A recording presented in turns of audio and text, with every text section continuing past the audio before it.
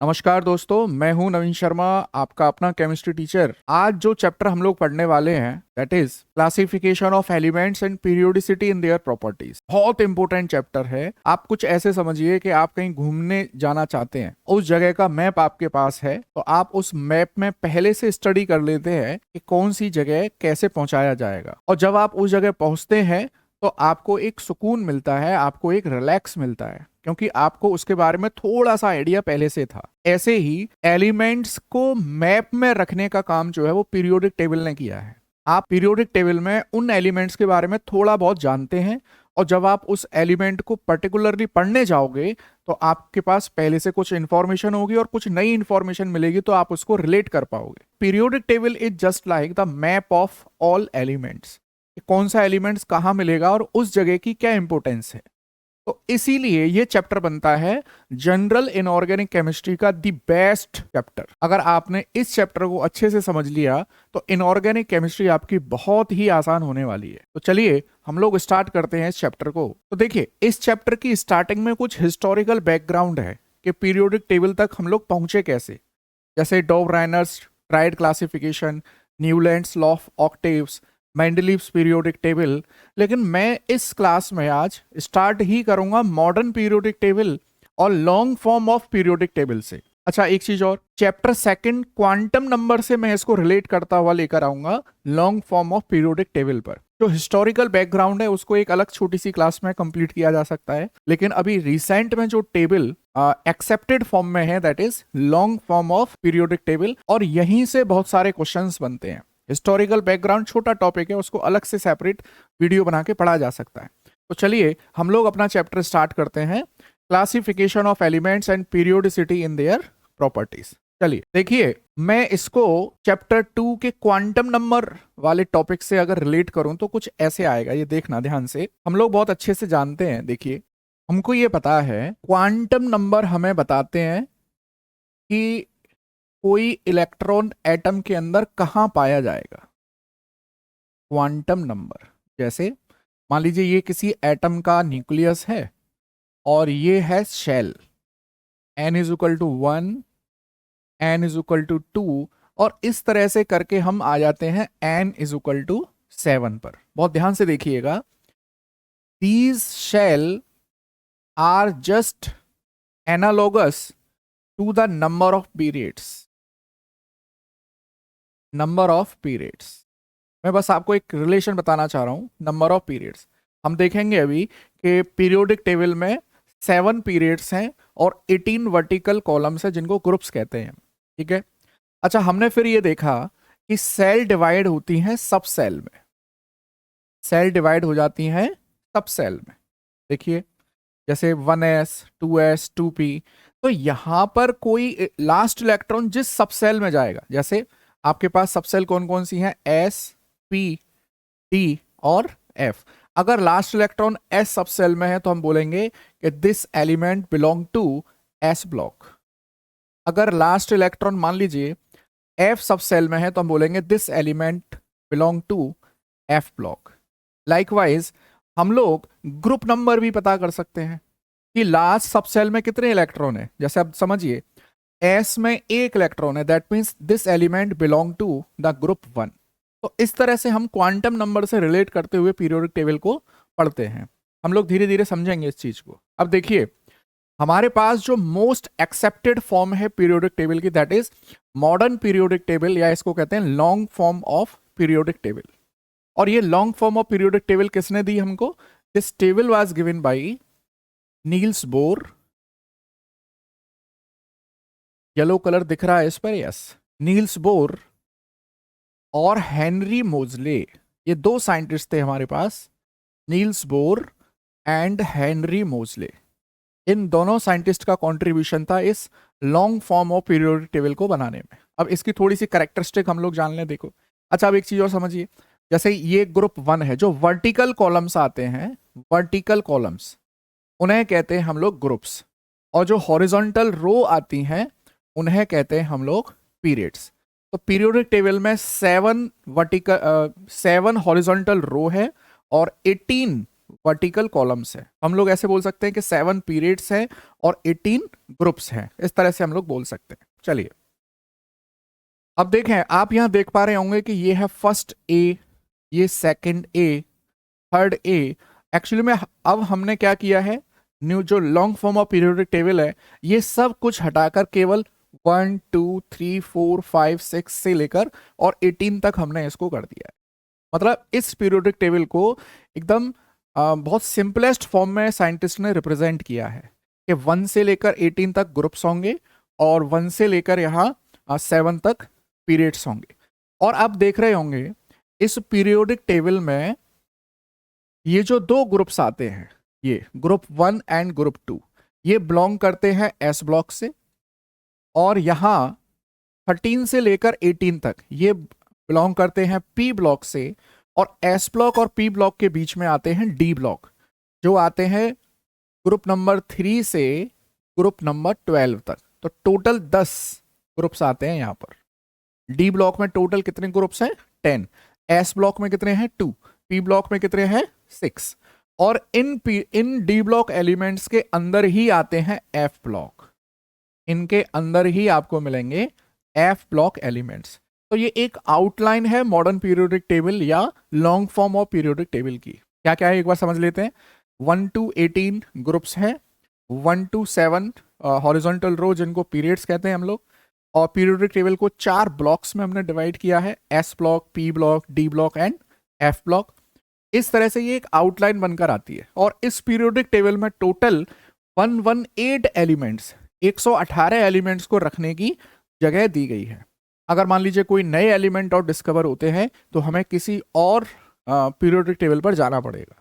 चलिए नेक्स्ट देखें हम लोग, क्वांटम नंबर से हमने इसको थोड़ा सा समझा।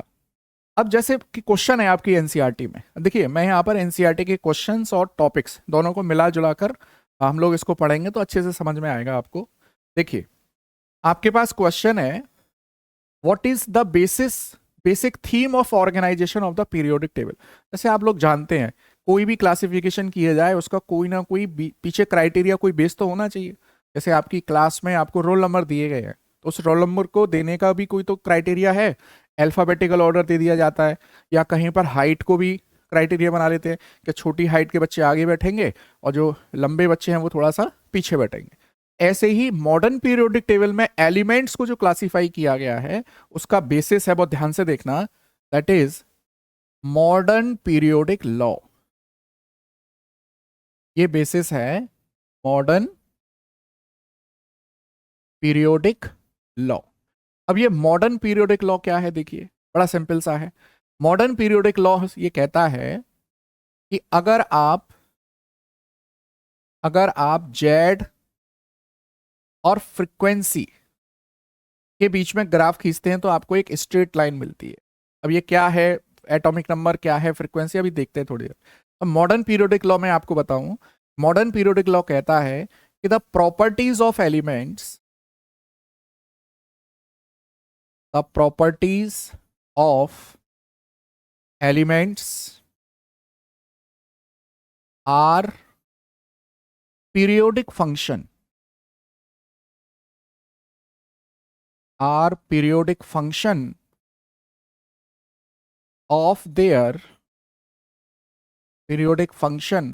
of their atomic number। ये एनसीईआरटी का क्वेश्चन मैंने एज इट इज ले लिया है। तो देखिए मॉडर्न पीरियोडिक लॉ क्या है, देखिए कि इनकी जो प्रॉपर्टीज हैं, अच्छा प्रॉपर्टीज में फिजिकल प्रॉपर्टी, केमिकल प्रॉपर्टी दोनों ही आती हैं। तो एलिमेंट्स की जो फिजिकल और केमिकल प्रॉपर्टी है वो एटॉमिक नंबर के डायरेक्टली प्रोपोर्शनल होती है। जैसे जैसे एटॉमिक नंबर इंप्रूव होगा वैसे वैसे फिजिकल और केमिकल प्रॉपर्टी में भी वेरिएशन आएगा। तो आपसे क्वेश्चन आएगा 1 मार्क्स में तो आप सीधे सीधे ये लिख सकते हैं। अच्छा ऐसे ही आप अगर मेंडलीव पीरियोडिक टेबल पढ़ते हैं तो वहां पर बनता है मेंडलीव पीरियोडिक लॉ। और मेंडलीव पीरियोडिक लॉ क्या कहता है कि the properties of element are periodic function of their atomic weight. तो मेंडलीव पीरियोडिक लॉ में वहां एटॉमिक वेट आता है, लेकिन हमारी जो मॉडर्न पीरियोडिक टेबल है that depends on the modern periodic law. और मॉडर्न पीरियोडिक लॉ कहता है कि एटॉमिक नंबर का पीरियोडिक फंक्शन होती है फिजिकल और केमिकल प्रॉपर्टीज। चलिए नेक्स्ट आते हैं हम लोग, क्वांटम नंबर से जो मैं रिलेट करना चाह रहा था वो समझिए। देखो, पीरियोडिक टेबल का एक लेआउट अगर मैं आपको बताऊं तो देखो कुछ ऐसे निकल कर आता है। यहां आते हैं आपके पास, यहां आते हैं आपके पास ग्रुप 1 और ग्रुप 2। ठीक, अच्छा हमारे पास हो सकता है ये टेबल का आउटलाइन हो। हाँ देखिए, यहां देखिए आपके पास यहां आता है एस ब्लॉक, यहां एस ब्लॉक है, दैट इज ग्रुप 1 ग्रुप 2। यहां है पी ब्लॉक। अब मैं इसको क्वांटम नंबर से रिलेट करता हूं, बहुत ध्यान से देखिएगा आप। देखना, ये मेरे पास है न्यूक्लियस, ये first shell, second shell, third shell और ये फोर्थ सेल। हम लोग एक एक करके अपने एलिमेंट्स की पोजीशन भी पता करेंगे। यहाँ मेरे पास यहां आता है 1s, ये 1s आता है। अच्छा, अगर मैं हाइड्रोजन की इलेक्ट्रॉनिक कॉन्फ़िगरेशन दिखाऊं यहां, तो ये क्या आता है 1s1। देखिए मैं कलर चेंज कर देता हूं, आपके पास आता है 1s1 लाइक दिस। तो ये हाइड्रोजन फिल हो गया। अच्छा, हीलियम पर जाएंगे तो क्या आएगा आपके पास 1s2। देखिए ये आ गया 1s2। अब आप 1s2 जब कंप्लीट हो गया, अब कहाँ जाएंगे आप 2s, 2s1 और फिर जाएंगे 2s2। अब देखिए, जैसे यहां आपने हाइड्रोजन फिल कर दिया, ठीक है, फिर उसके बाद हीलियम, हीलियम के बाद लिथियम, देन बेरिलियम। अब बेरिलियम के बाद आप कहाँ जाएंगे, देखिए यहां पर 2s2 कंप्लीट हो गया। अब उसके बाद कहाँ जाना है हमको, बोरॉन पर। तो बोरॉन कहाँ फिल होने वाला है, देखिए बोरॉन फिल होगा यहाँ, दैट इज 2p। यहाँ पर आ गया बोरॉन, देखिए। फिर उसके बाद कार्बन के लिए कहाँ है, क्या आएगा, इस तरह से 2p में 3 ऑर्बिटल है, मैं ऐसे बना देता हूँ इस तरह से।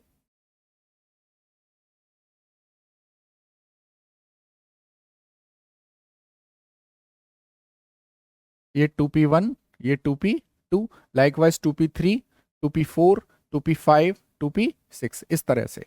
तो हम लोग क्वांटम नंबर में जैसे जैसे इलेक्ट्रॉन्स को ऐड करते जाएंगे, वैसे वैसे यहाँ पीरियोडिक टेबल में उसकी पोजीशन बदलती जाएगी।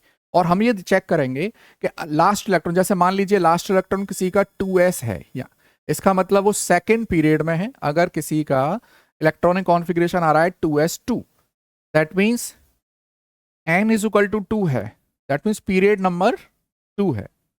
और s सब सेल में आ रहा है, इसका मतलब s ब्लॉक का एलिमेंट है। और इसमें कितने इलेक्ट्रॉन आ रहे हैं 2, इसका मतलब वो ग्रुप 2 का एलिमेंट है। तो इस तरह से हम लोग उस एलिमेंट तक पहुंच जाते हैं। तो क्वांटम नंबर और पीरियोडिक टेबल को एक साथ रखकर पढ़ा जाता है, ये दोनों एक दूसरे के कॉम्प्लीमेंट्री हैं। चलिए अब देखें हम लोग, तो यहां हमको ये पता चला कि S block, P block, D block and F block. अच्छा एक चीज और बता दें यहाँ कि डी ब्लॉक को ट्रांजिशन एलिमेंट भी बोला जाता है। ट्रांजिशन एलिमेंट क्यों बोला जाता है, क्योंकि इनकी जो प्रॉपर्टीज हैं वो एस ब्लॉक और पी ब्लॉक के इंटरमीडिएट आती हैं। या हम ऐसे ही बोल सकते हैं कि एस ब्लॉक और पी ब्लॉक के बीच में पाया जाता है डी ब्लॉक एलिमेंट, इसीलिए इसको ट्रांजिशन एलिमेंट भी कहते हैं। और इन्हीं ट्रांजिशन एलिमेंट के बीच में से निकलते हैं एफ ब्लॉक एलिमेंट्स, और इसीलिए एफ ब्लॉक एलिमेंट्स को हम कहते हैं inner transition element, inner transition elements. ठीक है, नेक्स्ट देखते हैं। अब देखिए आपकी पीरियोडिक टेबल में एक छोटा सा टॉपिक है कि एलिमेंट्स जिनका एटॉमिक नंबर 100 से ज्यादा है उसके लिए आईयूपीएसी नेमिंग हम लोग कैसे करते हैं। तो देखिए आईयूपीएसी ने ही ये रूल दिया है कि अगर 0 है आपके पास तो उसके लिए नेम आता है निल, और निल का सिंबल है, एब्रीविएशन है एन। हम लोग एग्जाम्पल से पढ़ेंगे, बहुत जल्दी समझ में आएगा। 1 के लिए अन, 2 के लिए bi, tri, quad, pent, hex, sept, oct, और 9 के लिए आता है एन, इस तरह से। तो अब मैं देखिए इसका नाम आपको अगर लिखना सिखाऊं तो कुछ इस तरह से इनके नेम बनते हैं। मान लीजिए किसी एलिमेंट का एटॉमिक नंबर है 101, तो हम लोग इसका आईयूपीएसी नेम कैसे लिख सकते हैं, देखो 1 के लिए क्या आएगा, 1 के लिए आएगा अन, ठीक है। 0 के लिए क्या आएगा निल, 1 के लिए क्या आएगा अन, और इसके लास्ट में ऐड कर दिया जाएगा ईएम। तो कुल मिलाकर आपके पास ये नाम बन गया अन, निल, अनियम।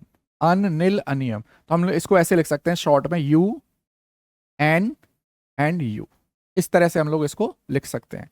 तो मैंने एक एग्जाम्पल आपको करके दिखाया है। ऐसे ही आपको 101 से लेकर 118 तक इनके आईयूपीएसी नेमिंग लिखनी होगी, और आपकी एनसीईआरटी में क्वेश्चन भी है इसके ऊपर। देखो, अगर मान लीजिए आपको 114 मिल जाए, 114 ये एनसीईआरटी का क्वेश्चन है आपके यहाँ, तो देखिए 114 के लिए आप क्या लिखेंगे? 114 के लिए देखो, 1 के लिए अन, 1 के लिए अन, और 4 के लिए क्वेडियम, तो अन अन क्वेडियम, क्वेड और लास्ट में क्या लग जाएगा? ईएम, तो ये बन गया यू यू एंड क्यू। आप देख सकते हैं 114 के लिए बन गया 114 यू यू क्यू। ये आपके एनसीईआरटी का ही क्वेश्चन है जो मैंने आपको करा दी है। नेक्स्ट आते हैं। अब देखिए, पीरियोडिक टेबल एक्चुअली पढ़ जिस पर्पज से जा रही है, वो पर्पज ये है कि एलिमेंट्स की प्रॉपर्टीज किस वेरिएशन, मतलब किस तरह से वेरिएट हो रही हैं, किस तरह से चेंज हो रही हैं। मेन पर्पस पीरियोडिक टेबल को पढ़ने का यही है कि हम लोग एक जनरल एक आइडिया ले लें कि यहां से यहां जाने पर ये प्रॉपर्टी चेंज होती है, अगर हम लोग यहां से इतनी पोजीशन वहां चले गए तो पोजीशन में इतना चेंज आएगा, प्रॉपर्टी में इतना चेंज आएगा। ये सब हम लोग पीरियोडिक टेबल में पढ़ते हैं। अब आपको देखिए, हम लोग पढ़ रहे हैं यहाँ trends in physical properties. Physical property, अच्छा फिजिकल प्रॉपर्टी क्या होती है पहले ये समझिए। ऐसी प्रॉपर्टी जो इजीली ऑब्जर्व की जा सकती है, जैसे सॉल्युबिलिटी है, साइज है, मेल्टिंग पॉइंट है, ठीक है, किसी का फ्लेम कलर है, ये सारी होती हैं फिजिकल प्रॉपर्टी। और केमिकल प्रॉपर्टी जिसके लिए आपको केमिस्ट्री लैब में जाना पड़ जाए, और जिनका ऑब्जर्वेशन इतना आसान ना हो कि देख के बता दें आप। अगर कोई केमिकल प्रॉपर्टीज पता करना चाहे तो उसको वो केमिकल रिएक्शन करानी पड़ेगी, तभी जाकर वो केमिकल प्रॉपर्टीज के बारे में पता कर सकता है। चलिए नेक्स्ट देखते हैं हम लोग। एटॉमिक रेडियस क्या है, देखिए उसको समझते हैं। एटॉमिक रेडियस देखिए, ये है मेरे पास न्यूक्लियस और ये है इसकी शेल, ठीक है। अब न्यूक्लियस से आउटर मोस्ट सेल के बीच की जो डिस्टेंस आती है, किसी भी एटम में न्यूक्लियस से आउटर मोस्ट सेल की जो डिस्टेंस है, that is called atomic radius. Atomic radius. अच्छा, अब एक चीज और समझिए आप, आउटर मोस्ट सेल को हम कहते हैं वैलेंसी सेल, वैलेंसी सेल, ठीक है। वैलेंसी सेल से जस्ट आगे वाली सेल को कहते हैं पेनल्टीमेट सेल, फिर नेक्स्ट आगे वाली सेल को कहते हैं एंटी पेनल्टीमेट सेल। या हम लोग क्या करते हैं कि वैलेंसी सेल को छोड़कर जितनी भी सेल हैं, इन सबको कहते हैं इनर कोर। क्या कहते हैं? इनर कोर, ठीक है। तो अभी हमारे पास एटॉमिक रेडियस की एक छोटी सी डेफिनेशन आ गई है कि the distance between nucleus and the valency shell, और वैलेंसी सेल को ही क्या कह रहे हैं हम लोग? आउटर मोस्ट सेल, ठीक। अच्छा, अब ये जो एटॉमिक रेडियस है, इस एटॉमिक रेडियस को हम 3 पार्ट्स में बांट लेते हैं। एक बनती है कोवलेंट रेडियस,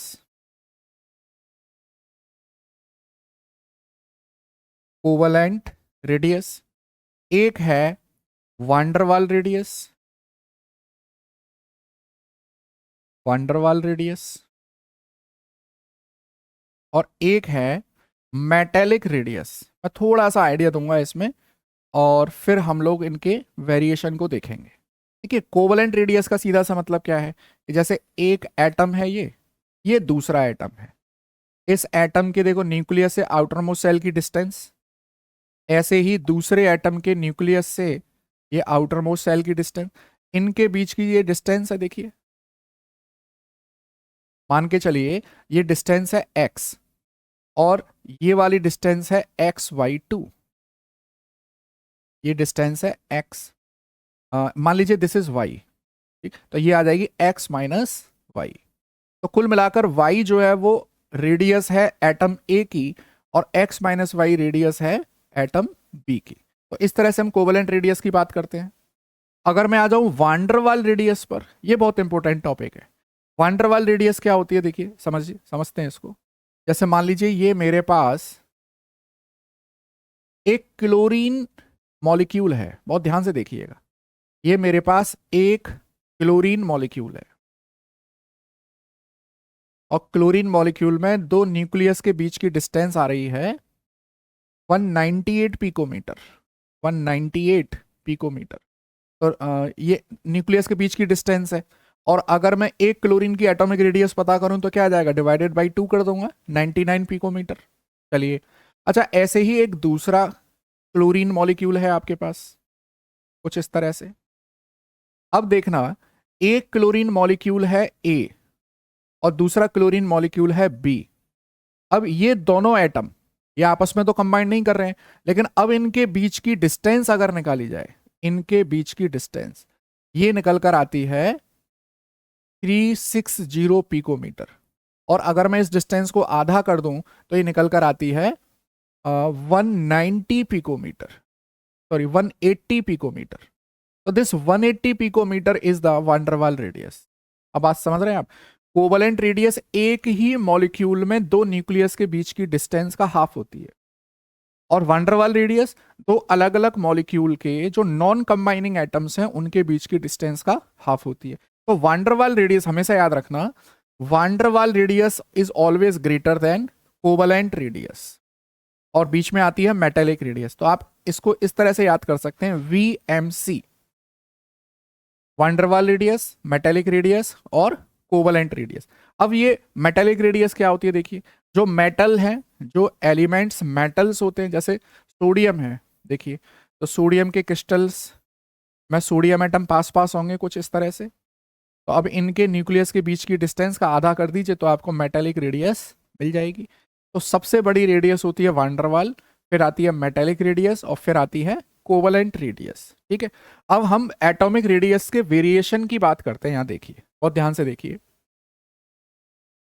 ये मेरे पास है ग्रुप, ठीक है, और मान लीजिए दिस इज पीरियड 1, ये पीरियड 1 है, ये पीरियड 2 है। इस तरह से टोटल पीरियड कितने आते हैं, 7। और यहां मेरे पास कोई एलिमेंट है, देखो ये न्यूक्लियस है और इसमें नंबर ऑफ शेल कितनी होंगी, 1, n इज इक्वल टू 1। ऐसे ही अगर मैं पीरियड 2 पर जाता हूं तो मेरे पास नंबर ऑफ शेल कितनी आ जाएंगी, अब नंबर ऑफ शेल 2 आ जाएंगी। तो मान लीजिए ये ग्रुप नंबर 1 है, ग्रुप नंबर 1 में देखिए, मान लीजिए this is hydrogen, this is lithium. ऐसे ही आऊं मैं पीरियड 3 पर, आपको कितनी सेल मिलेंगी, 3, आपको 3 सेल मिलेंगी, दैट इज सोडियम। तो किसी भी ग्रुप में ऊपर से नीचे जाने पर आप देख सकते हैं नंबर ऑफ शेल लगातार बढ़ रही हैं, number of shell gradually increases, that's why atomic size increase. अच्छा, एटॉमिक रेडियस का ही मतलब होता है एटॉमिक साइज, या एटॉमिक वॉल्यूम भी हम लोग कह सकते हैं। तो एटॉमिक साइज इंक्रीजेस, क्यों, because there is gradual increase in number of shell, gradual increase in number of shell, gradual increase in number of shell. तो किसी भी ग्रुप में ऊपर से नीचे जाने पर एटॉमिक साइज इंक्रीज होता है। अच्छा, कुछ एक्सेप्शन भी है, वो हम लोग पढ़ेंगे, अभी हम लोग बेसिक सी चीजें पढ़ लें पहले। चलिए, तो ये मेरे पास ग्रुप में आ गया। अच्छा, अगर अब मैं आता हूं पीरियड्स में, अब हम लोग पीरियड के अलोंग वेरिएशन देखते हैं, देखना बहुत ध्यान से। ये मेरे पास है पीरियड नंबर 2, यहां आता है मेरे पास lithium, beryllium, boron, carbon, nitrogen, oxygen, chlorine, और यहां आता है नियोन। मैं इनका एटॉमिक नंबर भी लिख देता हूं, दैट इज 3, 4, 5, 6, और इस तरह से नियोन तक 10 आते हैं। ये मैंने इनका एटॉमिक नंबर भी लिख दिया है यहाँ। अब मैं इनका देखिए एटॉमिक साइज कुछ ऐसे दिखाऊंगा।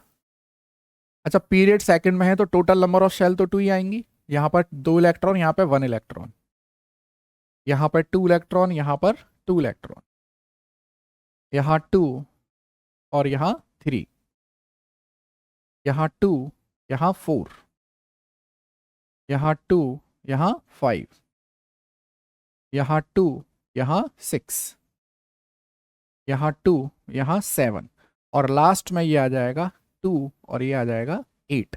अब आप एक चीज नोटिस कर रहे होंगे यहाँ पर कि लेफ्ट से राइट जाने पर नंबर ऑफ इलेक्ट्रॉन्स लगातार बढ़ते जा रहे हैं। देखिए नंबर वैलेंसी शेल में वैलेंसी इलेक्ट्रॉन की जो नंबर है वो लगातार बढ़ती हुई जा रही है। तो देखें 4, 5, 6, 7, 8 इस तरह से। और यहां वैलेंसी शेल में 8 इलेक्ट्रॉन है, इसका मतलब इसका तो ऑक्टेट पूरा हो गया, ऑक्टेट कंप्लीट है। तो इसीलिए हम इसको नोबल गैस कह रहे हैं, क्योंकि ये लेस रिएक्टिव होंगे, किसी के साथ रिएक्शन नहीं करेंगे। अब देखिए, किसी भी एटम के साइज को दो फैक्टर कंट्रोल करते हैं। अब देखना, बाहर आउटर मोस्ट सेल में जो इलेक्ट्रॉन प्रेजेंट है, वैलेंसी शेल में जो इलेक्ट्रॉन प्रेजेंट हैं, ये अंदर न्यूक्लियस की ओर अट्रैक्ट होना चाहते हैं, क्योंकि ये नेगेटिव चार्ज है और न्यूक्लियस के ऊपर पॉजिटिव चार्ज है। अच्छा, ऐसे ही जो अंदर वाले इलेक्ट्रॉन है वो भी न्यूक्लियस की ओर अट्रैक्ट होना चाहते हैं, लेकिन ये अंदर वाले जो इलेक्ट्रॉन है वो बाहर वाले इलेक्ट्रॉन के साथ में क्या करते हैं, रिपल्शन कॉज करते हैं। तो दैट मीन्स, अब देखिए दो तरह के फोर्स काम कर रहे हैं।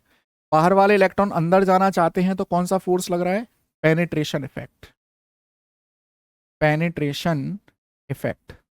और ये जो इनर शेल के इलेक्ट्रॉन है ये लगाते हैं शील्डिंग इफेक्ट। क्या लगाते हैं, शील्डिंग इफेक्ट। अब समझिए यहां पे बात को।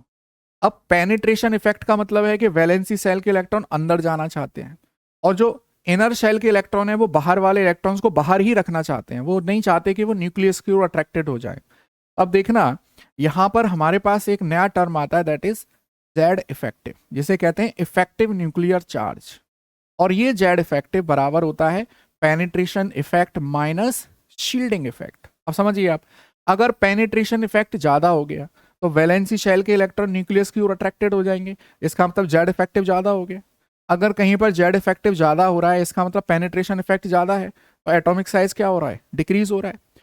अगर कहीं शील्डिंग इफेक्ट ज्यादा हो गया तो जेड इफेक्टिव क्या हो जाएगा, कम, इसका मतलब एटॉमिक साइज ज्यादा हो रहा है। तो कुल मिलाकर जेड इफेक्टिव और एटॉमिक साइज का रिलेशन क्या बन गया, इनवर्सली प्रोपोर्शनल। देखिए, तो एटॉमिक साइज जो है it is inversely proportional to Z effective. अच्छा, अब जेड इफेक्टिव का एक लिटरली मतलब समझिए, न्यूक्लियस है और ये इलेक्ट्रॉन्स है। न्यूक्लियस अपना अट्रैक्शन शेल्स के इलेक्ट्रॉन की ओर भेजता है। अब ये अट्रैक्शन बाहर वाली शेल तक पहुंचते पहुंचते कम होता जाता है। कम क्यों होता जाता है, क्योंकि अंदर वाले जो इलेक्ट्रॉन है वो बाहर वाले इलेक्ट्रॉन के साथ रिपल्शन वाला खेल खेलते हैं। तो ये जो अट्रैक्शन पहुंचने वाला है बाहर वाली सेल तक, वो धीरे धीरे कम होता जाता है। इसे कहते हैं Z effective, effective nuclear charge. अगर इफेक्टिव न्यूक्लियर चार्ज ज्यादा होगा तो बाहर वाली शेल के इलेक्ट्रॉन अंदर की ओर शिफ्ट हो जाए, एटॉमिक साइज क्या हो जाएगा, छोटा हो जाएगा। ठीक है, तो यहां हम लोग पीरियड्स में जेड इफेक्टिव की बात करते हैं। देखिए, अब मैं आ जाता हूं यहां, मैं इसको साफ कर देता हूं।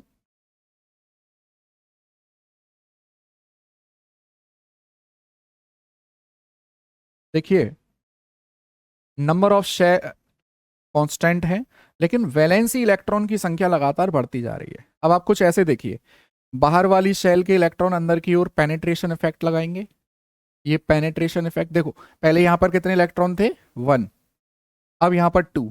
अब वैलेंसी शेल में इलेक्ट्रॉन लगातार बढ़ते जा रहे हैं, इसका मतलब यह है कि पेनिट्रेशन इफेक्ट लगातार बढ़ता जा रहा है। अब पेनिट्रेशन इफेक्ट बढ़ेगा तो जेड इफेक्टिव क्या होगा, बढ़ेगा। अब खुद देखिए आप, पीरियड में लेफ्ट से राइट जाने पर, लेफ्ट से राइट जाने पर क्या हो रहा है, लेफ्ट से राइट जाने पर पेनिट्रेशन इफेक्ट बढ़ रहा है। पेनिट्रेशन इफेक्ट बढ़ रहा है, इसका मतलब जेड इफेक्टिव बढ़ रहा है। और जेड इफेक्टिव बढ़ रहा है, इसका मतलब एटॉमिक साइज डिक्रीज होगा। हमेशा याद रखिए इसको, एटॉमिक साइज हमेशा डिक्रीज होगा। तो किसी भी पीरियड में लेफ्ट से राइट जाने पर एटॉमिक साइज डिक्रीज होता है, बिकॉज जेड इफेक्टिव इंक्रीज होता है। But there is one exception. क्या एक्सेप्शन है, देखो यहां पर एक्सेप्शन है नोबल गैस का। अब देखिए, एक्सट्रीम राइट हैंड साइड में प्रेजेंट होती है नोबल गैस, तो नोबल गैस का साइज सबसे छोटा होना चाहिए, लेकिन नोबल गैस का साइज अपने पीरियड में, अपने रिस्पेक्टिव पीरियड में सबसे बड़ा होता है। उसका कारण क्या है, क्योंकि नोबल गैस हमेशा वांडरवाल रेडियस शो करते हैं, और मैंने आपको बताया था वांडरवाल रेडियस हमेशा कोवलेंट रेडियस से ज्यादा ही होती है। तो ये एक्सेप्शन है एक, बात समझ में आई। तो एटॉमिक रेडियस को अगर मैं समराइज करूं, यहां ग्रुप में ऊपर से नीचे आने पर एटॉमिक साइज बढ़ता है due to gradual increase in number of shell, और in a period from left to right atomic size decrease होता है due to increase in Z effective. Noble gas का साइज अपने रिस्पेक्टिव पीरियड में बड़ा होता है बिकॉज दिस शो वान डर वाल रेडियस। तो ये था एटॉमिक रेडियस के बारे में। चलिए अब आते हैं हम लोग आयनिक रेडियस के ऊपर। आयनिक रेडियस क्या है देखिए, जब भी कोई एटम इलेक्ट्रॉन लूज या गेन करता है, जैसे मान लीजिए ये मेरे पास सोडियम एटम का इलेक्ट्रॉनिक कॉन्फ़िगरेशन है 281, ठीक है। अब ये सोडियम एटम चाहता है कि इसका भी आउटर मोस्ट में 8 इलेक्ट्रॉन हो जाए, तो ये क्या करता है, इस एक इलेक्ट्रॉन को लूज कर देगा और यहां पर ये एटम कन्वर्ट हो जाएगा सोडियम कैटायन में, ठीक है। तो आयनिक रेडियस का सीधा सा मतलब है कि जब भी कोई एटम इलेक्ट्रॉन लूज करता है, इलेक्ट्रॉन लूज करने के बाद पॉजिटिव चार्ज आएगा, वो कैटायन बनेगा। अब इसकी जो रेडियस होगी, अब देखो यहां पर जो इसकी रेडियस आ रही थी वो ये आ रही थी, लेकिन अब जो रेडियस आएगी वो ये आएगी। तो कुल मिलाकर आयनिक फॉर्म में जो रेडियस बन रही है that is called ionic radius. मतलब the distance between nucleus and outermost shell in ion is called ionic radius. अब देखिए आपके पास दो तरह के आयन होते हैं, आपके पास दो तरह के आयन हैं, एक है कैटायन, कैटायन बनता है आफ्टर लूजिंग इलेक्ट्रॉन, और एक है एनायन, और ये बनता है आफ्टर गेनिंग इलेक्ट्रॉन। तो कैटायनिक रेडियस का अपने पेरेंट एटम से क्या रिलेशन है, और ऐसे ही मैं आपको अगर क्लोरीन का एग्जाम्पल लेकर बताऊं, देखिए 2, 8 और 7, ये भी चाहता है इसके आउटर मोस्ट में 8 इलेक्ट्रॉन आ जाए। तो आफ्टर गेनिंग 1 इलेक्ट्रॉन ये क्या बन जाएगा, देखिए 2, 8, 8, और इसके ऊपर चार्ज क्या आएगा, नेगेटिव। तो अब इस क्लोराइड आयन का अपने पेरेंट एटम के साइज से क्या रिलेशन है, और इस सोडियम कैटायन का अपना पेरेंट एटम से के साइज से क्या रिलेशन है, ये हमको यहाँ पर स्टडी करना है। तो देखिए जरा और ध्यान से देखना, ये मेरे पास है सोडियम, सोडियम का एटॉमिक नंबर है 11, और ये मेरे पास है क्लोरीन जिसका एटॉमिक नंबर है 17। अब देखना ध्यान से, अभी यहां पर जितने इलेक्ट्रॉन्स हैं, इलेक्ट्रॉन कितने हैं 11, और प्रोटॉन भी कितने हैं 11। सेम चीज यहां इलेक्ट्रॉन कितने हैं 17, यहां प्रोटॉन कितने हैं 17। अगर मैं यहां जेड इफेक्टिव की बात करूं, ध्यान से देखना, हम लोग जेड इफेक्टिव जो निकालते हैं वो ऐसे निकालते हैं, atomic number over number of electron.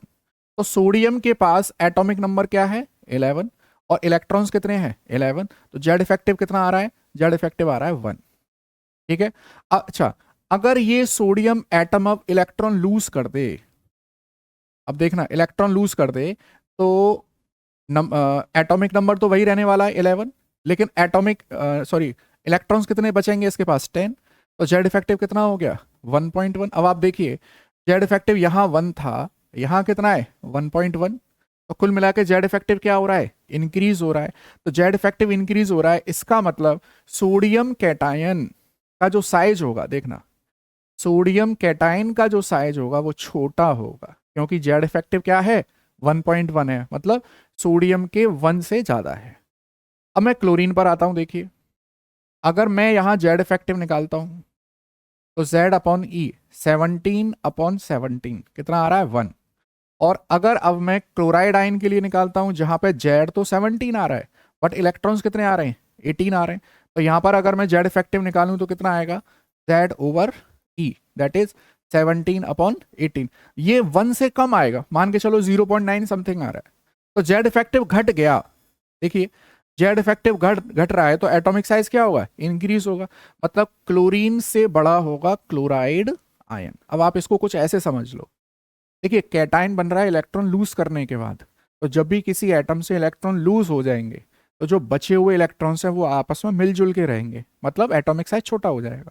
और एनाइन कब बनता है, जब वो इलेक्ट्रॉन गेन कर लेता है, पहले से ही इलेक्ट्रॉन थे और इलेक्ट्रॉन आ गए तो इलेक्ट्रॉन इलेक्ट्रॉन के बीच में क्या होगा, रिपल्शन, तो साइज बड़ा हो जाएगा।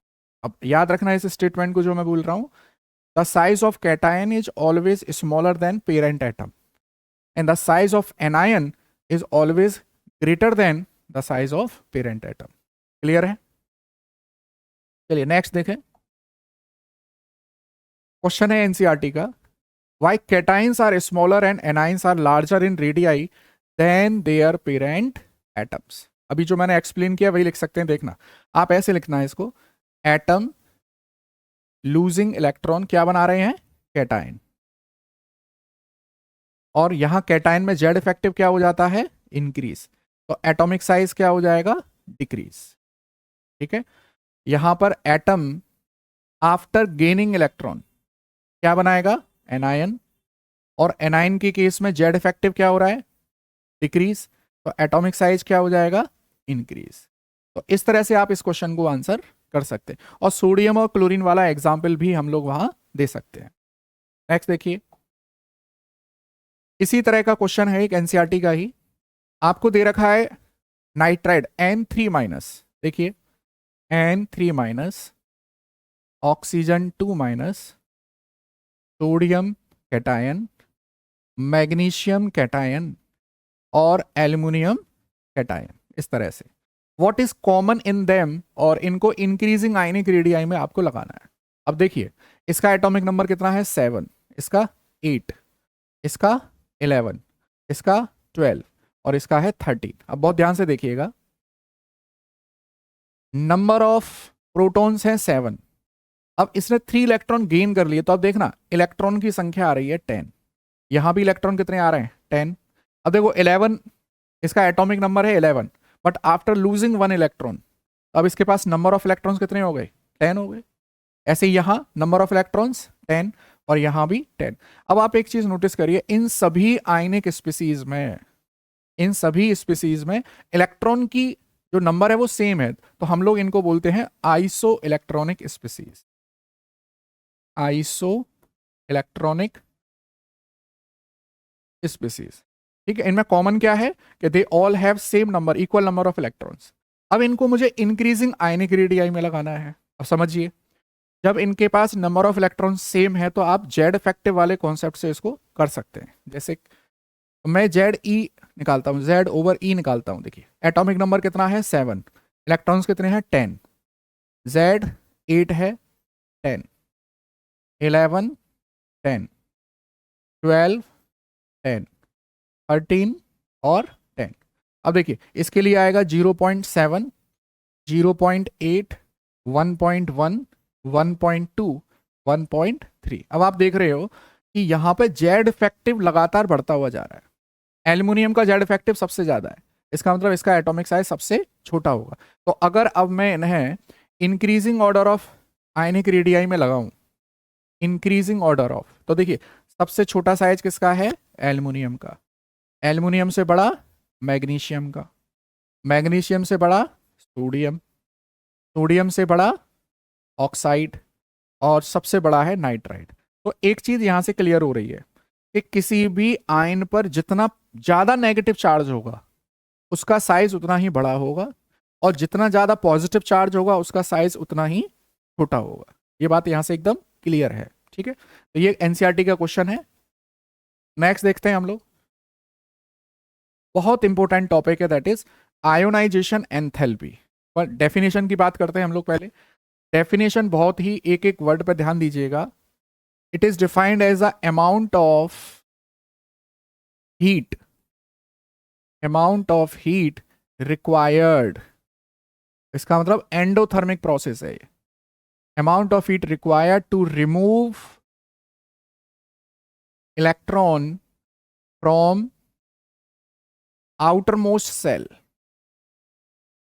from outermost shell in an isolated gaseous atom, isolated gaseous atom।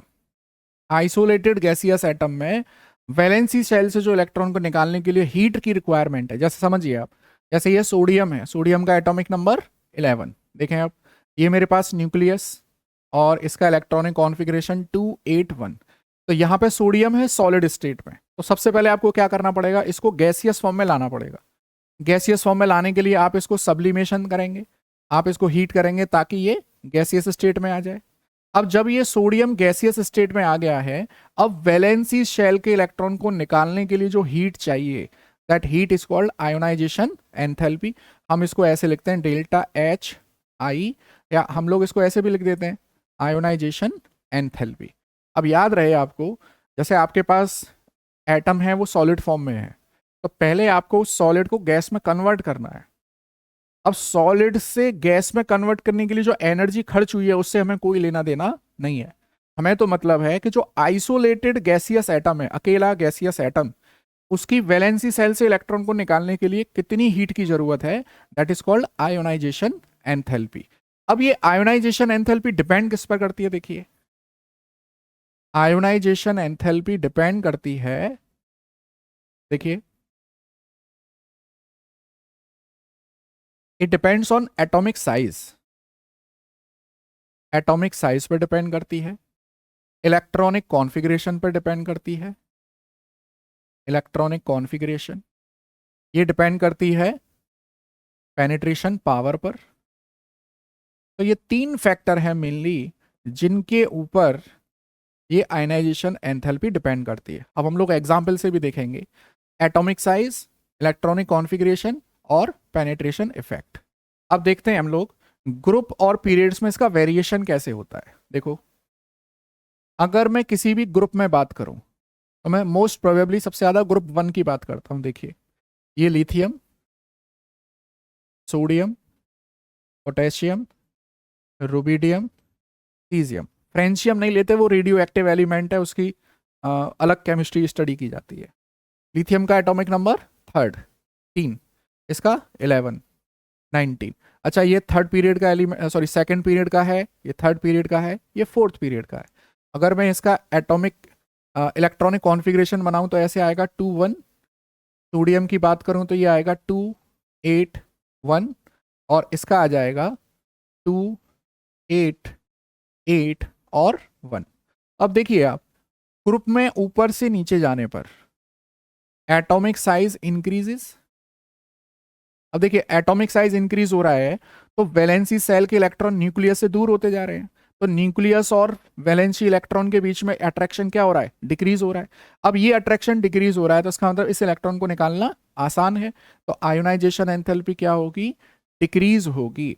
तो किसी भी ग्रुप में when we go from top to bottom, ionization enthalpy decreases because atomic size increases. तो हम लोग ये कह सकते हैं कि सीजियम में इलेक्ट्रॉन निकालना सबसे ज्यादा आसान होगा।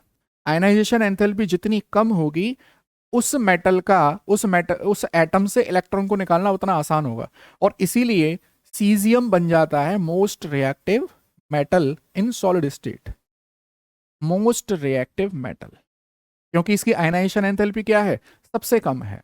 अच्छा, अगर अब हम लोग बात करें पीरियड्स की, पीरियड में देखते हैं हम लोग, देखिए सेकेंड पीरियड की बात करें, lithium, beryllium, boron, carbon, nitrogen, oxygen, chlorine और नियोन। बहुत इंपॉर्टेंट है, सेकंड पीरियड की बात हो रही है ये, this is second period. Atomic number 3 4। ऐसे ही हम लोग देखेंगे कि लेफ्ट से राइट जाने पर एटॉमिक साइज तो लगातार घट रहा है। देखो एटॉमिक साइज डिक्रीजेस, क्यों डिक्रीज हो रहा था, क्योंकि जेड इफेक्टिव इंक्रीज हो रहा था। तो आयोनाइजेशन एंथैल्पी क्या होनी चाहिए, आयोनाइजेशन एंथैल्पी इंक्रीज होनी चाहिए। बात आ रही है समझ में भाई, लेफ्ट से राइट जाने पर एटॉमिक साइज डिक्रीज हो रहा है क्योंकि जेड इफेक्टिव इंक्रीज हो रहा है, तो आयोनाइजेशन एंथैल्पी इंक्रीज होनी चाहिए। अब एक चीज समझिए आप, यहां सबसे बड़ा एटॉमिक साइज आता है नियोन का, एटॉमिक साइज है लार्जेस्ट नियोन का, क्योंकि noble gas van der Waals radius show करती हैं। लेकिन एक चीज याद रखें यहां पर, इसकी आयोनाइजेशन एंथैल्पी भी मैक्सिमम है। क्यों, क्योंकि इसका ऑक्टेट ऑलरेडी कंप्लीट है। देखो इसका अगर मैं इलेक्ट्रॉनिक कॉन्फ़िगरेशन बनाऊं, ऑक्टेट इज ऑलरेडी कंप्लीटेड, इसका मतलब ये ना तो किसी को इलेक्ट्रॉन दे रहा है ना इलेक्ट्रॉन ले रहा है, तो यहां से इलेक्ट्रॉन को निकालना बड़ा मुश्किल है। इसीलिए नोबल गैस की आयनाइजेशन एंथैल्पी मैक्सिमम हो जाती है, still they are having the largest atomic size in their respective period. तो आयनाइजेशन एंथैल्पी एटॉमिक साइज पर भी डिपेंड करती है और स्टेबिलिटी ऑफ इलेक्ट्रॉनिक कॉन्फ़िगरेशन पर भी डिपेंड करती है। अब यहीं पर मैं आपको एक क्वेश्चन और कराता हूं, देखिए शायद हमारे पास वो क्वेश्चन है। देखिए ये बहुत इंपॉर्टेंट क्वेश्चन है एनसीईआरटी का, this is the most important question related to ionization enthalpy. ठीक है, आयोनाइजेशन एंथैल्पी का जो ऑर्डर है वो रेगुलर नहीं आ रहा है। देखो आना चाहिए था ऐसा lithium, beryllium, boron, carbon, nitrogen, oxygen, fluorine और नियोन। ठीक है, मैं इनका इलेक्ट्रॉनिक कॉन्फ़िगरेशन यहां पर लिखता हूं। देखिए, इसका बनता है 1s2 2s1, इसका बनेगा 1s2 2s2, इसका बनेगा 1s2 2s2 2p1, इसका बनेगा 1s2 2s2 2p2, इसका बनेगा 1s2 2s2 2p3, इसका बनेगा 1s2 2s2 2p4 और इसका 1s2 2s2 2p5 और इसका बनता है 1s2 2s2 2p6। इस तरह से ये सेकंड पीरियड के जो एलिमेंट हैं उनका इलेक्ट्रॉनिक कॉन्फ़िगरेशन। अब एक चीज समझिए आप, लिथियम से बेरिलियम जाने पर बहुत ध्यान से देखना, जेड इफेक्टिव इंक्रीज हो रहा है, एटॉमिक साइज डिक्रीज हो रहा है। तो बहुत ध्यान से देखना, लिथियम से ज्यादा आयोनाइजेशन एंथैल्पी किसकी है? लिथियम से ज्यादा बेरिलियम की। ठीक है, लिथियम से ज्यादा है बेरिलियम की। अब हम जाते हैं बेरिलियम से बोरोन पर। देखना, बेरिलियम से बोरोन पर मैं जा रहा हूं तो एटॉमिक साइज छोटा है बोरोन का, लेकिन अब आप एक चीज देखिए, इलेक्ट्रॉन आपको निकालना यहां पर है 2p से और यहां इलेक्ट्रॉन निकालना है 2s से। और एक चीज समझे आप, जैसे ये वैलेंसी शेल है, s और p सब सेल हैं, जो s में इलेक्ट्रॉन प्रेजेंट है उसका पेनिट्रेशन ज्यादा होगा एज कंपेरिजन टू p में जो इलेक्ट्रॉन प्रेजेंट है। s के electron is more penetrated towards the nucleus. अगर मैं पेनिट्रेशन पावर का ऑर्डर आपको बताऊं, पेनिट्रेशन पावर का ऑर्डर, तो सबसे ज्यादा पेनिट्रेशन s की है, then p, then d, then f। तो यहां आप एक चीज देखिए, यहां पर s में प्रेजेंट है इलेक्ट्रॉन जिसका पेनिट्रेशन क्या होगा? स्ट्रॉन्गर होगा एज कंपेरिजन टू p। तो भले ही साइज बोरॉन का छोटा है लेकिन इलेक्ट्रॉन s में कहां प्रेजेंट है? बेरिलियम के पास। तो यहां पर ध्यान से देखिएगा, बोरॉन से ज्यादा आयोनाइजेशन एंथैल्पी हो जाएगी बेरिलियम की। बात समझ में आ रही है? तो यहां पर क्या चीज मैटर कर रही है? पेनिट्रेशन। यहां पर पेनिट्रेशन मैटर करती है। अब देखो, बोरॉन से कार्बन पर जाइए, आयोनाइजेशन एंथैल्पी ज्यादा होगी। अच्छा, अब यहां देखें, ये तो 2p3 है, 2p3 का मतलब है हाफ फिल्ड। p में 3 इलेक्ट्रॉन आ रहे हैं तो that is half filled electronic configuration. तो कार्बन से ज्यादा किसका होगा? नाइट्रोजन का। ऐसे ही जब नाइट्रोजन से ऑक्सीजन पर जाओगे, देखो एटॉमिक साइज छोटा है ऑक्सीजन का, लेकिन इलेक्ट्रॉनिक कॉन्फ़िगरेशन की स्टेबिलिटी देखो, ये है partially field, this is partially field, और नाइट्रोजन है हाफ फिल्ड। तो हाफ फील्ड की इलेक्ट्रॉनिक कॉन्फ़िगरेशन की स्टेबिलिटी ज़्यादा होगी, तो नाइट्रोजन का ज़्यादा आयनाइजेशन एंथैल्पी है ऑक्सीजन से। अगर मैं ऑक्सीजन से फ्लोरीन पर जाऊं, देखो ये भी पार्शियली फिल्ड है, ये भी पार्शियली फिल्ड है, और एटॉमिक साइज फ्लोरीन का छोटा है तो फ्लोरीन की ज़्यादा होगी। और सबसे ज़्यादा आयनाइजेशन एंथैल्पी किसकी होगी? नियॉन की, because it is already 8 electron, it is already having 8 electron in their outermost shell. तो हमने देखा आयनाइजेशन एंथैल्पी 3 फैक्टर पर डिपेंड करती है, एटॉमिक साइज, पेनिट्रेशन पावर और स्टेबिलिटी ऑफ इलेक्ट्रॉनिक कॉन्फ़िगरेशन। तो यहां पर अगर मैं इस ऑर्डर को अब रीअरेंज कर दूं तो यही निकल कर आएगा। देखो, लिथियम से ज्यादा बोरॉन, बोरॉन से ज्यादा बेरिलियम, बेरिलियम से ज्यादा कार्बन, कार्बन से ज्यादा ऑक्सीजन, ऑक्सीजन से ज्यादा नाइट्रोजन, से ज्यादा फ्लोरीन, से ज्यादा नियोन। तो सबसे ज्यादा किसकी आ रही है? नियोन की आ रही है। अब यहां से इन सारे क्वेश्चन को आप आंसर कर सकते हो। चलिए नेक्स्ट आते हैं हम लोग। अब ये क्वेश्चन भी एनसीईआरटी का ही है। आपको आयनाइजेशन एंथैल्पी की वैल्यू दे रखी है, आपको पूछा है कि how can you explain this data. देखो, ग्रुप 13 में आपको दे रखा है बोरॉन, एल्युमिनियम, गैलियम, इंडियम और लास्ट में है थैलियम। देखो, बोरॉन किस में आता है? सेकंड पीरियड में, ध्यान से देखिएगा, second period. Aluminium third period, gallium fourth period, ऐसे ही फिफ्थ पीरियड, और ये आता है सिक्स्थ पीरियड। अब देखो, बोरॉन से एल्युमिनियम पर आप जाते हैं तो एटॉमिक साइज इंक्रीज हो रहा है। आप ग्रुप में, ये ग्रुप 13 की बात हो रही है, ग्रुप किसी भी ग्रुप में ऊपर से नीचे जाते हैं एटॉमिक साइज बढ़ता है, और जब आप बोरॉन से एल्युमिनियम पर जाओगे तो एटॉमिक साइज इंक्रीज हो रहा है।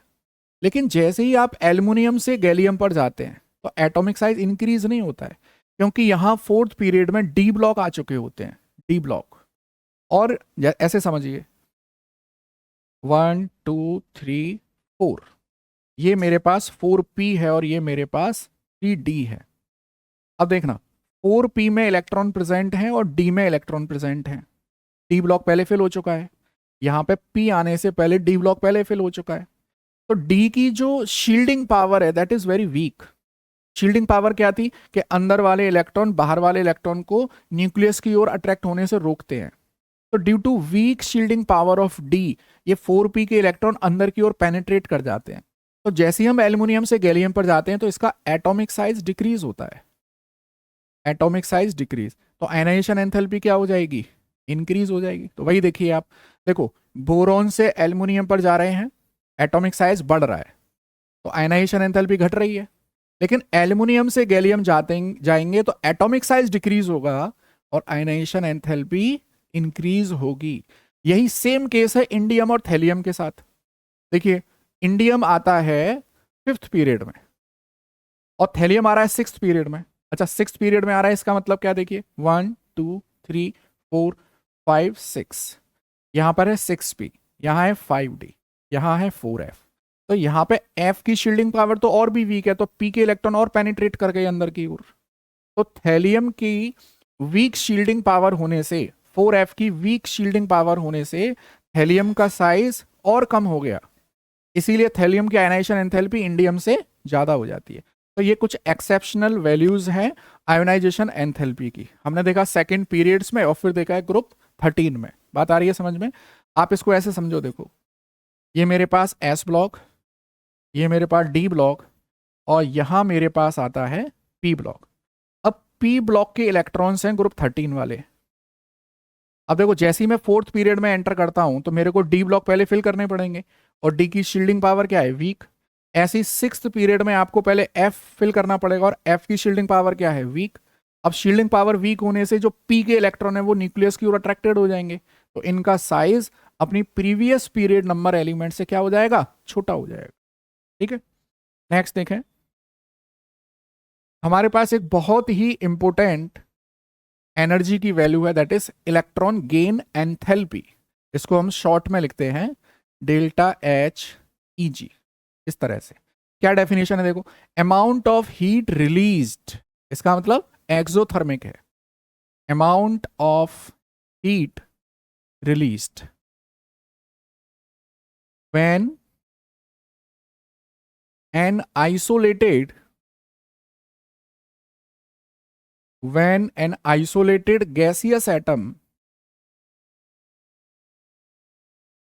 gaseous atom accept या gain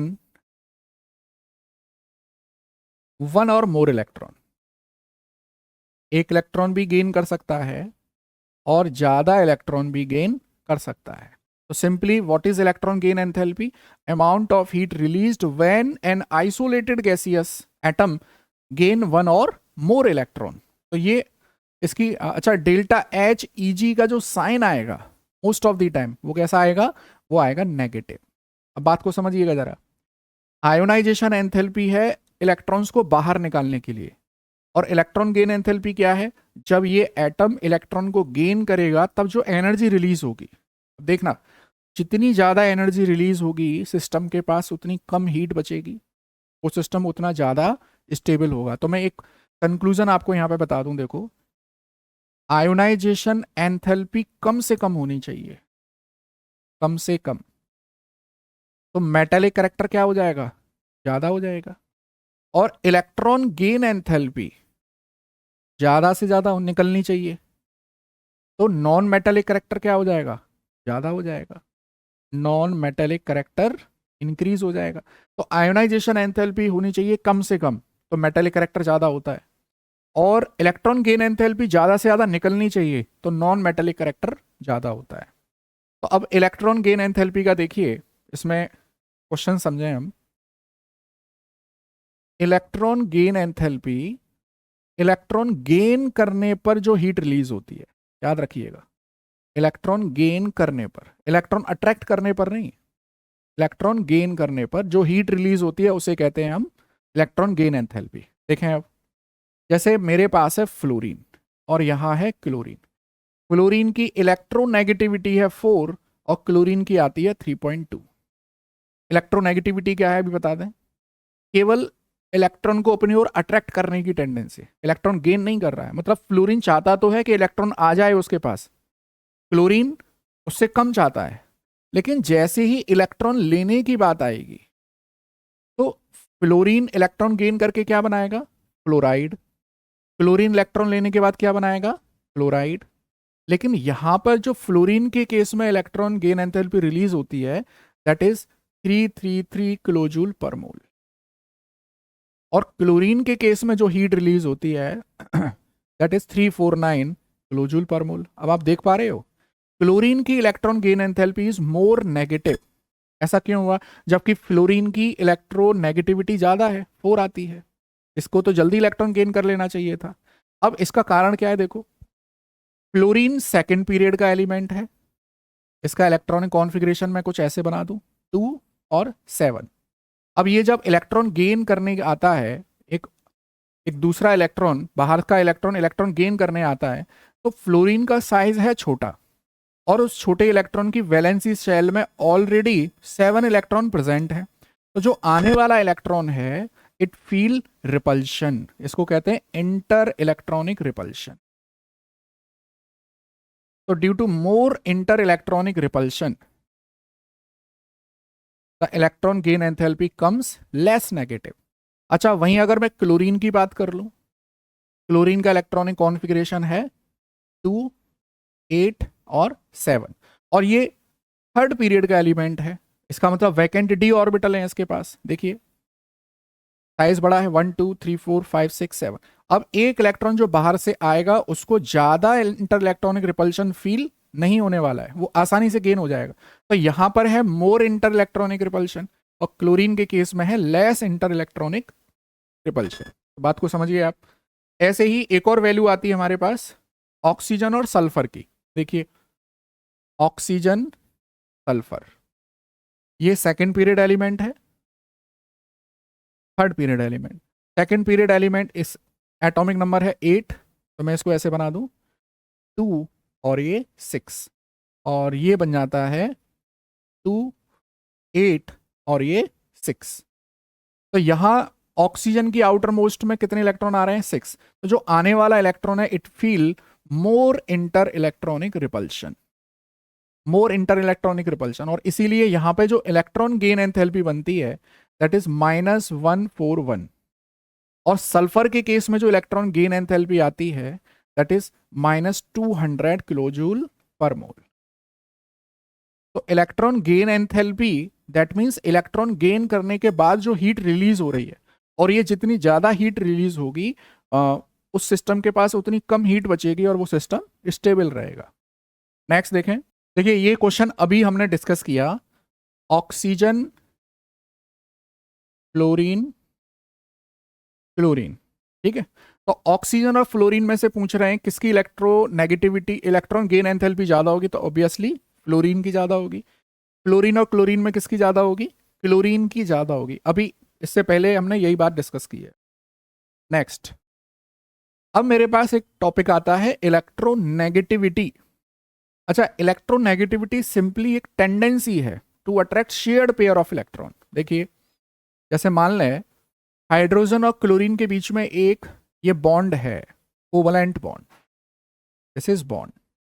एक इलेक्ट्रॉन हाइड्रोजन का है और एक इलेक्ट्रॉन क्लोरीन का है, but chlorine has more electronegativity. इसका मतलब क्या है कि ये शेयर्ड पेयर ऑफ इलेक्ट्रॉन को अपनी ओर शिफ्ट कर लेगा, तो क्लोरीन बन जाएगा पार्शियल नेगेटिव और हाइड्रोजन बन जाएगा पार्शियल पॉजिटिव। तो दिस इज कॉल्ड इलेक्ट्रोनेगेटिविटी। क्या है, देखिए tendency to attract, tendency to attract shared pair of electron, shared pair of electron towards itself, towards itself। तो देखिए इलेक्ट्रोनेगेटिविटी और इलेक्ट्रॉन गेन एंथैल्पी में सबसे बड़ा डिफरेंस है। इलेक्ट्रोनेगेटिविटी शेयरिंग में काम करती है, मतलब जब कोई एटम कंबाइंड स्टेट में होता है, और electron gain enthalpy isolated gaseous atom में काम करती है। और इलेक्ट्रॉन गेन एंथैल्पी में हीट रिलीज हो रही है, इलेक्ट्रोनेगेटिविटी में कोई हीट रिलीज नहीं हो रही है, क्योंकि ये तो केवल टेंडेंसी है, इलेक्ट्रॉन को अट्रैक्ट करने की टेंडेंसी, गेन नहीं कर रहा है यहां पर। अब इलेक्ट्रोनेगेटिविटी का अगर हम वेरिएशन देखें, देखिए तो electronegativity depends on electron density. Electron density देखिए, तो ग्रुप में अब देखें ऊपर से नीचे जाने पर साइज लगातार बढ़ता जा रहा है, और वैलेंसी जैसे मान लीजिए दिस इज ग्रुप 1 एलिमेंट या ग्रुप 17 एलिमेंट।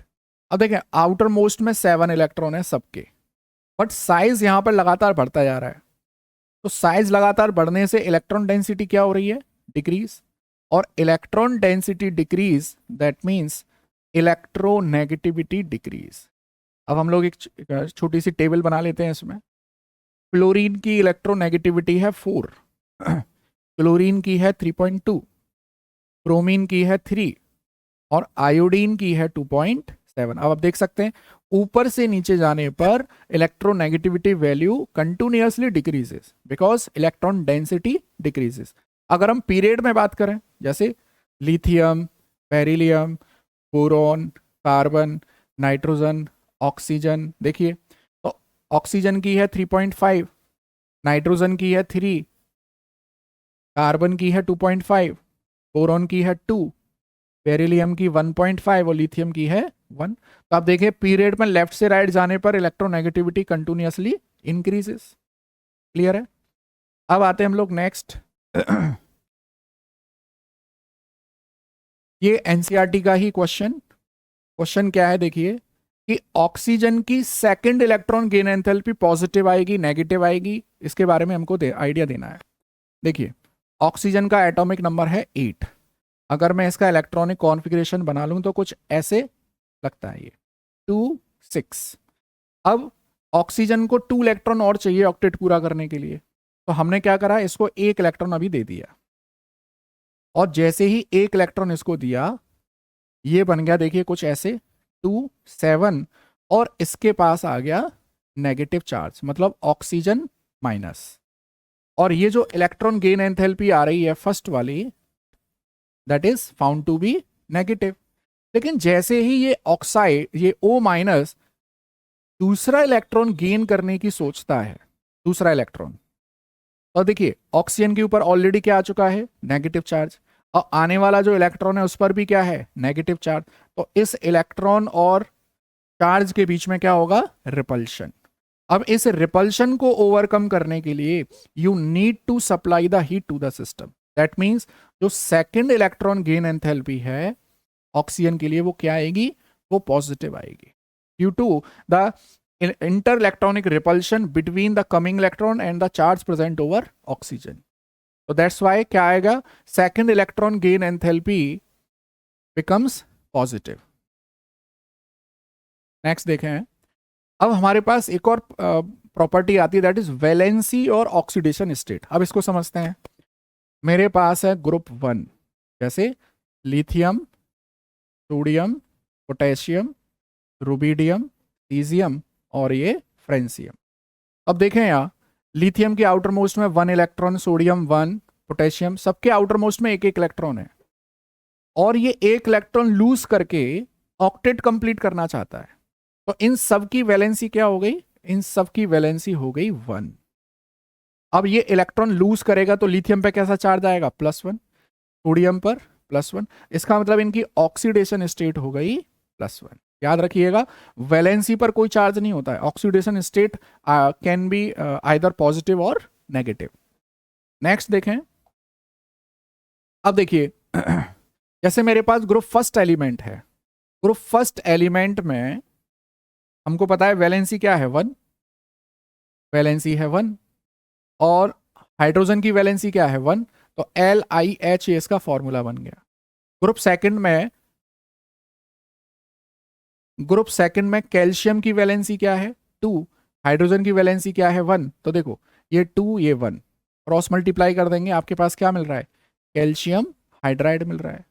ऐसे ही कार्बन की वैलेंसी 4 और हाइड्रोजन की 1, क्रॉस मल्टीप्लाई कर दीजिए तो आपको मिल जाता है CH4। तो इस तरह से हम लोग कंपाउंड का फॉर्मेशन इस तरह से कर सकते हैं। ग्रुप 1 की वैलेंसी 1 है, ग्रुप 2 की वैलेंसी 2 है, ग्रुप 3 की वैलेंसी 3, ग्रुप 14 की वैलेंसी 4 है। और जैसे ही आप ग्रुप 15 के पार जाएंगे, जैसे देखते हैं हम लोग, देखिए मेरे पास ग्रुप 15 एलिमेंट है नाइट्रोजन, फॉस्फोरस 7 और 15। अगर मैं इलेक्ट्रॉनिक कॉन्फ़िगरेशन बनाऊं, देखिए 2 5, अब यहां पर वैलेंसी हम कैसे निकालेंगे, 8 - 5 दैट इज 3। और फॉस्फोरस के केस में देखिए 2 8 5, यहां पर दो वैलेंसी होंगी। फॉस्फोरस 5 वैलेंसी भी शो कर सकता है और 8 - 5 3 वैलेंसी भी शो कर सकता है, क्योंकि फॉस्फोरस के पास वैकेंट डी ऑर्बिटल है, इस वजह से ये ज्यादा वैलेंसी भी शो कर सकता है।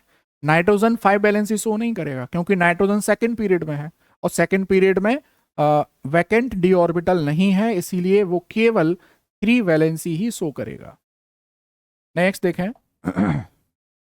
अब ये हमने जितनी भी प्रॉपर्टी पढ़ी उसका एक समराइज यहाँ पे फॉर्म है। हम ये जानते हैं, देखो किसी भी ग्रुप में ऊपर से नीचे जाने पर एटॉमिक साइज इंक्रीजेस और पीरियड में लेफ्ट से राइट जाने पर एटॉमिक साइज डिक्रीजेस। अगर एटॉमिक साइज इंक्रीज हो रहा है तो डेफिनेटली आयोनाइजेशन एंथैल्पी क्या होगी, डिक्रीज होगी।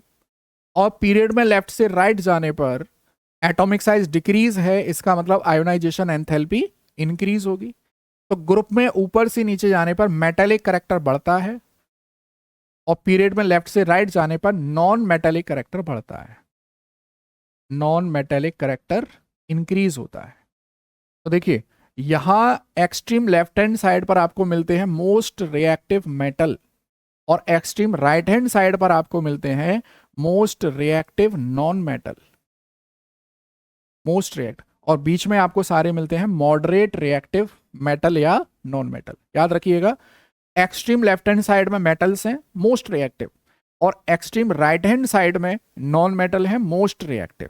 चलिए इसी तरह से हमने ये सारी प्रॉपर्टीज यहां पर पढ़ी हैं। अब देखो एक छोटा सा टर्म आता है आपकी एनसीईआरटी में, that is diagonal relationship. Diagonal जानते हैं आप, जैसे किसी भी 4 साइड शेप में, जैसे आपके पास मान लीजिए ये एक स्क्वायर है, आप एक एंड को दूसरे एंड से जोड़ दिए, दैट इज डायगोनल, या इस एंड को इससे जोड़ दीजिए, डायगोनल। तो डायगोनल रिलेशनशिप क्या है वो समझिए। हमारे पास है पीरियड सेकंड और यहां मैंने लिखा पीरियड थर्ड। पीरियड सेकंड में देखो lithium, beryllium, boron, carbon, nitrogen, oxygen, chlorine और नियोन। यहां पर है बेरिलियम, सॉरी यहां है sodium, magnesium, aluminium, silicon, phosphorus, sulphur, chlorine. अब देखिए इनका डायगोनली अगर मैं देखूं, जैसे लिथियम के डायगोनली कौन है, मैग्नीशियम, बेरिलियम के डायगोनली एल्युमिनियम, बोरॉन के डायगोनली सिलिकॉन। तो ये जो एलिमेंट्स हैं, जो डायगोनली प्लेस्ड एलिमेंट है, ये आपस में एक रिजेंबलेंस शो करते हैं।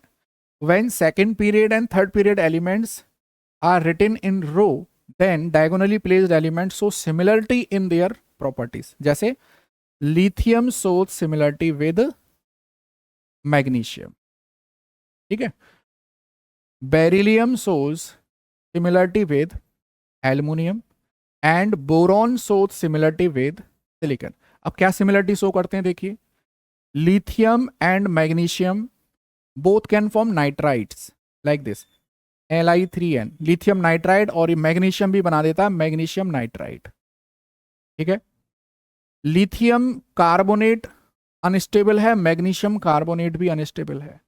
इधर बेरिलियम और एल्युमिनियम ऐसे मेटल हैं जो कोवलेंट कंपाउंड्स बनाते हैं। जैसे बेरिलियम किसका, देखो ग्रुप सेकंड एलिमेंट है ये, बेरिलियम, मैग्नीशियम, देन कैल्शियम, ये सारे के सारे आयनिक कंपाउंड बनाते हैं, बट बेरिलियम कोवलेंट कंपाउंड बनाता है।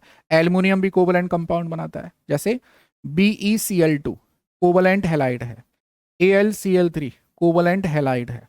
और दोनों ही एम्फोटेरिक कंपाउंड्स बनाते हैं। एम्फोटेरिक मतलब जो एसिड और बेस दोनों के साथ रिएक्शन कर लेते हैं। अगर मैं बोरॉन और सिलिकॉन की देखूं तो बोरॉन भी मेटेलॉइड्स है, मेटेलॉइड्स, और सिलिकॉन भी क्या है, मेटेलॉइड्स है। तो ये कुछ डायगोनली प्लेस्ड एलिमेंट्स आपस में रिजेंबलेंस शो करते हैं। अच्छा, अब इसका कारण क्या है वो समझिए आप। लिथियम से ये ग्रुप 1 है, ये ग्रुप 2 है। लिथियम से सोडियम जाते हैं तो एटॉमिक साइज बढ़ गया, लेकिन लेफ्ट से राइट गए तो एटॉमिक साइज क्या हो गया, छोटा हो गया। इसीलिए लिथियम और मैग्नीशियम का साइज क्या हो गया, ऑलमोस्ट सेम हो गया। लिथियम और मैग्नीशियम का size almost same, and this is the reason behind diagonal relationship. Clear है? नेक्स्ट आ जाइए। अब है anomalous behaviour of group sorry period second element. Second period के element most of the time एक एक्सेप्शन शो करते हैं। जैसे देखिए, मैं बात करूं ग्रुप 2 से, मेरे पास है बेरिलियम। यहां मैं बात करूं group 13, boron, carbon, nitrogen, group 16 oxygen. ठीक है, इस तरह से। तो देखिए, नीचे आ रहा है नीचे आएगा यहाँ पर मैग्नीशियम, कैल्शियम, स्ट्रोंसियम, यहाँ आएगा एल्युमिनियम, गैलियम, इंडियम, यहाँ आएगा silicon, germanium, phosphorus, arsenic, sulphur, selenium. अब मैं आपको ये बताना चाह रहा हूँ कि जो सेकंड पीरियड के एलिमेंट्स हैं दे शो एक्सेप्शन बिहेवियर। ये सेकंड पीरियड है, ये third period, fourth period, fifth period. तो सेकंड पीरियड में एक्सेप्शन क्यों अराइज होते हैं, मैं उसकी बात करना चाह रहा हूँ। देखिए, सेकंड पीरियड में एक तो इनका साइज है स्मॉलेस्ट, स्मॉल साइज, क्योंकि इनके पास no vacant d orbital. Vacant d orbital start होती है थर्ड पीरियड से, no vacant d orbital, highest electronegativity, highest ionisation enthalpy. तो ये कुछ कारण हैं जिसकी वजह से एक्सेप्शनल बिहेवियर शो करते हैं। अब कौन कौन से एक्सेप्शन बिहेवियर देखो, बेरिलियम कोवलेंट कंपाउंड बनाता है, बाकी के सारे मेंबर आयनिक कंपाउंड बनाते हैं। बोरॉन नॉन मेटल, बाकी के सारे मेटल्स। यहां देखें, कार्बन कैटिनेशन पावर सबसे ज्यादा है इसकी। Nitrogen is the only gas form in group 15, बाकी के सारे क्या हैं, सॉलिड हैं। Oxygen is only gas in group 16, बाकी के सारे क्या हैं, सॉलिड हैं। ठीक है, और यहां पर group second sorry period second element ही मल्टीपल बॉन्ड बना सकते हैं। जैसे carbon double bond carbon, carbon double bond oxygen, nitrogen triple bond nitrogen, like this, nitrogen double bond oxygen. तो आप देख पा रहे हैं, तो period second element shows anomalous behaviour due to these three reason: small size, no vacant orbital, और highest electronegativity या ionisation enthalpy. तो इस तरह से ये अपने बिहेवियर में एनोमेलस प्रॉपर्टी शो करते हैं।